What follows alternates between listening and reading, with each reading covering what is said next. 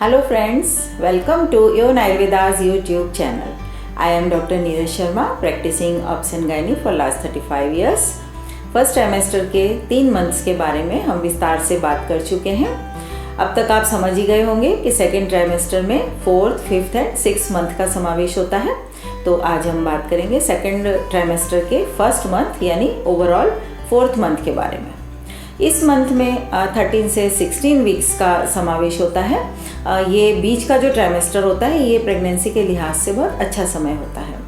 इस मंथ के शुरुआत में 13th व 14th वीक में फिटस का साइज CRL यानी कि क्राउन रम्प लेंथ जिसको हम बोलते हैं, सिर के टॉप से लेकर टो तक की जो लंबाई होती है वो 8 सेंटीमीटर यानी 3 इंचेस होती है।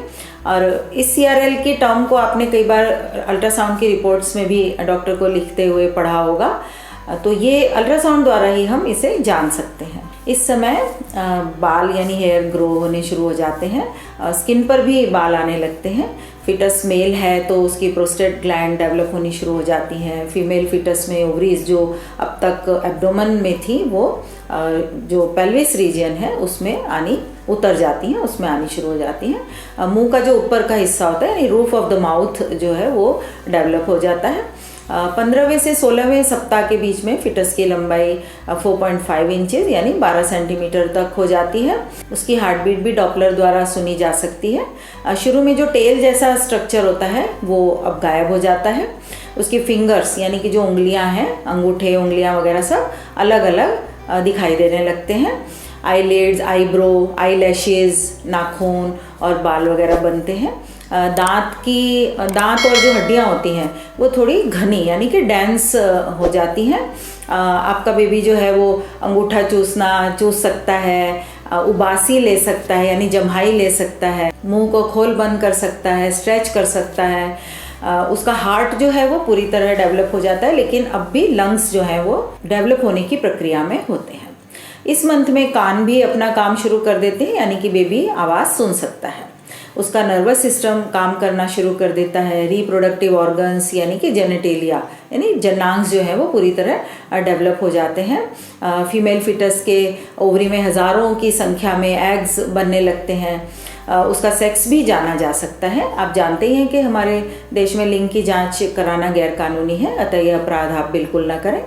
इस मंथ के अंत में लंबाई 6 इंचेस और वज़न 4 ऑन्स का करीब हो जाता है। ये तो थी फिटस की ग्रोथ। अब देखते हैं इस मंथ में प्रेग्नेंट लेडी को कैसा फील होता है।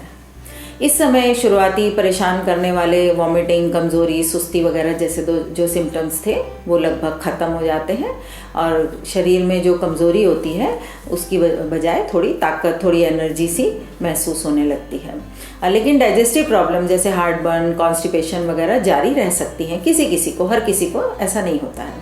इसका एक कारण जो है वो यूट्रस का ऊपर की ओर बढ़ना भी है, क्योंकि वो बढ़ता है तो ऊपर के अंगों पे दबाव पड़ता है। ब्रेस्ट में जो ग्रोथ और डार्कनेस जैसे चेंजेस थे वो अभी और आगे बढ़ने शुरू हो जाते हैं। पेट का निचला हिस्सा भी बाहर से थोड़ा बढ़ा हुआ दिखाई देना शुरू हो जाता है। कुछ महिलाओं को थोड़ा उथला और तेज सांस आने की समस्या हो सकती है जिसे हम शॉर्टनेस ऑफ ब्रेथ कहते हैं। ये अक्सर देखने को मिलता है। ऐसा फिटस की ग्रोथ के साथ यूट्रस का साइज बढ़ने के कारण ही होता है। शरीर में ब्लड का फ्लो बढ़ने और प्रेगनेंसी हार्मोन्स के कारण गम्स में भी थोड़ी सॉफ्टनेस आ जाती है, इसलिए कभी कभी किसी किसी को दांतों में मसूड़ों से ब्लड आने की समस्या भी हो सकती है। किसी किसी को नाक से खून आने की या नाक में थोड़ी स्टिफनेस, नाक भरा भरा या जिसको हम कहते हैं अवरोध, रुका हुआ सा महसूस होता है। ब्लड के फ्लो के बढ़ने की वजह से चक्कर आना, सिर घूमना, बेहोशी जैसे लक्षण भी कई बार देखने को मिलते हैं। और जैसे कि पहले भी बार बार यूरिन जाने की जो टेंडेंसी थी वो इस मंथ में भी बनी रह सकती है। वजाइनल डिस्चार्ज भी हो सकता है पहले 3rd मंथ की तरह ही। इस बार थाई यानी कि जांघों में वेन्स थोड़ी उभरी हुई दिखाई देनी कई बार शुरू हो जाती हैं किसी किसी को, जिसको हम वेरिकोज वेन्स का जो इंडिकेशन होता है ये भी ब्लड वॉल्यूम के बढ़ने के कारण ही होता है, लेकिन डिलीवरी के बाद में ये अपने आप ठीक हो जाता है। इस तरह यूट्रस के बढ़ने से बैक में पेन, पेट में हल्का फुल्का दर्द, जांघों में भारीपन या दर्द भी किसी किसी को फील हो सकता है। जो ये मैंने सिम्टम्स बताए हैं ज़रूरी नहीं है हर किसी को हो, किसी किसी को ये सिम्टम्स होते हैं।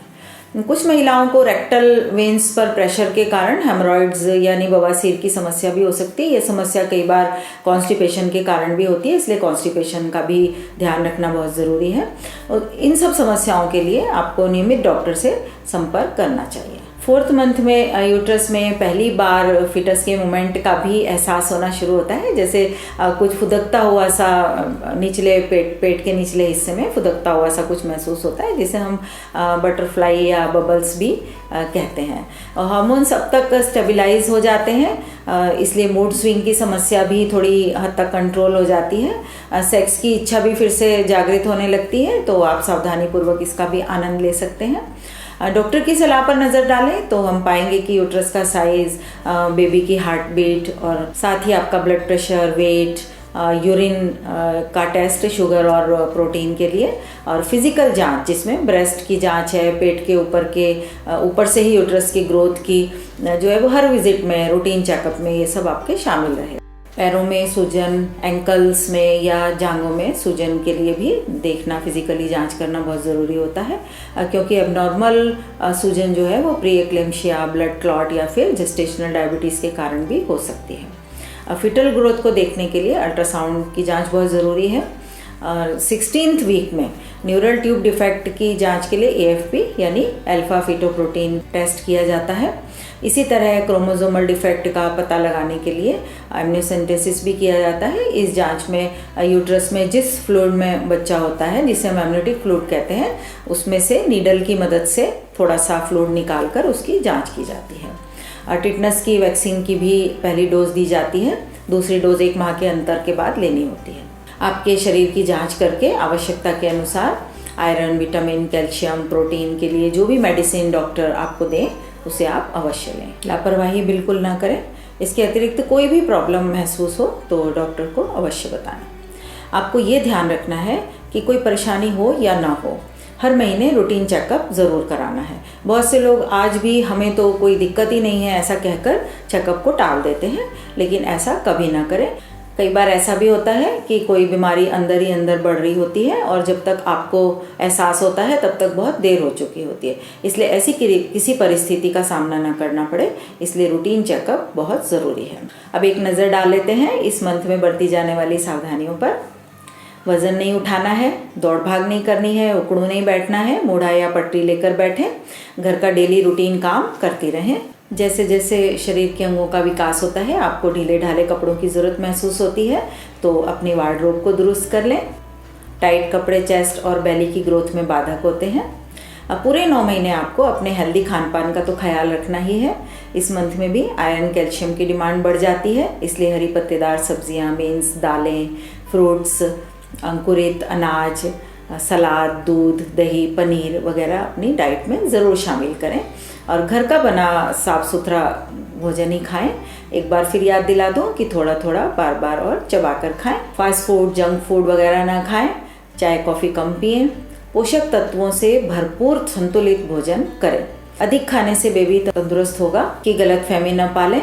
अपनी व घर की सफाई का ध्यान रखें। आपके हर क्रियाकलाप का असर आपके बच्चे पर भी पड़ता है, इसलिए अच्छा सोचें, सकारात्मक सोचें, खुश रहने की कोशिश करें, अच्छी किताबें पढ़ें, अपने मनपसंद काम में मन लगाएं।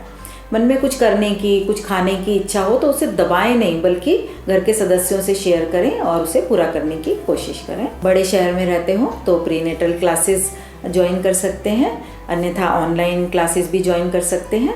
हल्का फुल्का व्यायाम, अनुलोम विलोम, प्राणायाम करें और कुछ भी ना कर पाएँ तो वॉक ज़रूर करें, ताकि शरीर का मूवमेंट बना रहे, जो बाद में डिलीवरी के समय मददगार होता है। जैसे कि 3rd मंथ में भी मैंने बताया था कि स्ट्रेच मार्क्स की समस्या यहाँ से होनी शुरू हो जाती है, तो विटामिन सी युक्त चीज़ें खाएं। तो साइट्रस फ्रूट्स ले सकते हैं, जिसमें अनार, मौसमी, नींबू, टमाटर, इस तरह की चीज़ें शामिल होती हैं, तो ये आप ले सकते हैं। या फिर लोकली आप मॉइस्चराइज़र्स और ऑयल वगैरह का भी प्रयोग करें, ताकि स्किन सॉफ्ट बनी रहे, क्योंकि खुश्की होगी तो ही खुजली आएगी, अगर खुश्की नहीं होगी तो स्किन भी आपकी ठीक रहेगी। ये ना सोचे कि केवल बाहर से ही कोई चीज़ अप्लाई करने से आपको स्ट्रेच मार्क्स की समस्या से निजात मिलेगी। इसके लिए आपको अपनी डाइट को भी हेल्दी रखना होगा और विटामिन सी का सेवन ज़रूर करना पड़ेगा।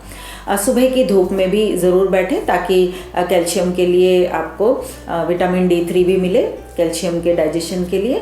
साथ ही कैल्शियम के लिए आप वंशलोचन का सेवन भी कर सकती हैं। वंशलोचन एक तरह की एक ड्रग होती है जो छोटे छोटे वाइट दानेदार चीज़ होती है, जिसे चीनी की तरह की, जिसे आप चबा के खा सकते हैं। कई महिलाओं को मिट्टी खाने की भी आदत होती है, चावल कच्चे चबाने की आदत होती है, तो वो उसकी जगह इस तरह से वंशलोचन को चबा सकती हैं, जो कि चावल मिट्टी से होने वाले नुकसान से भी बचाएगा और साथ ही कैल्शियम की भी पूर्ति करेगा।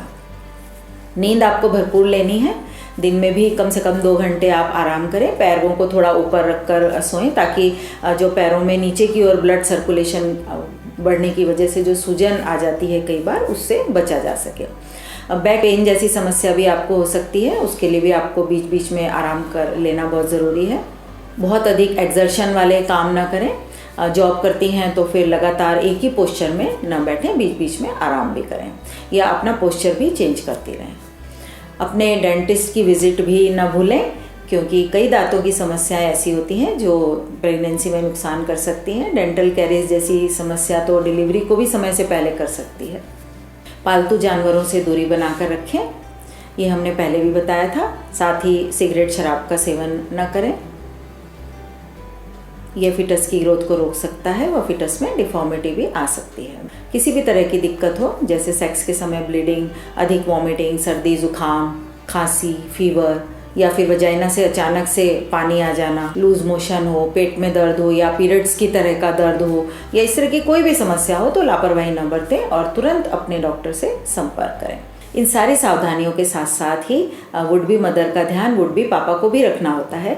उनकी भी पूरी जिम्मेदारी बनती है कि वो आने वाले बच्चे के ख्याल के साथ साथ माँ का ख्याल रखें और ख़ुद को भी उसके लिए तैयार करें। ज़रूरत पड़ने पर काम से ब्रेक ले सकते हैं, उनका काम में मदद, घर के काम में मदद कर सकते हैं। पिता बनने के लिए जानकारियाँ भी हासिल करें और आपसी प्रेम बनाए रखें। आने वाले बच्चे के लिए अपनी पत्नी के साथ प्लानिंग करें। तो इस तरह से आज हमने जाना कि 4th मंथ में फिटस की ग्रोथ कितनी होती है, एक प्रेग्नेंट लेडी को किस तरह की दिक्कतें, परेशानियां फील होती हैं, डॉक्टर आपको क्या सलाह देते हैं, साथ ही उन्हें क्या क्या सावधानियां रखनी बहुत ज़रूरी है। इसके साथ साथ वुड बी पापा की भी जिम्मेदारियां क्या होती हैं, तो हमने आज ये जाना। नेक्स्ट एपिसोड में हम 5वें महीने के बारे में, यानी सेकेंड ट्राइमेस्टर के 2nd मंथ यानी 5th मंथ के बारे में हम विस्तार से बात करेंगे। तो आप हमारा चैनल शेयर करें, सब्सक्राइब करें और लाइक करें और अधिक से अधिक लोगों तक ये चीज़ें पहुंचाएं ताकि उन तक भी ये काम की बातें पहुंचे। तो नेक्स्ट एपिसोड में 5वें मंथ के बारे में हम बात करेंगे। तब तक के लिए प्रतीक्षा कीजिए। नमस्कार।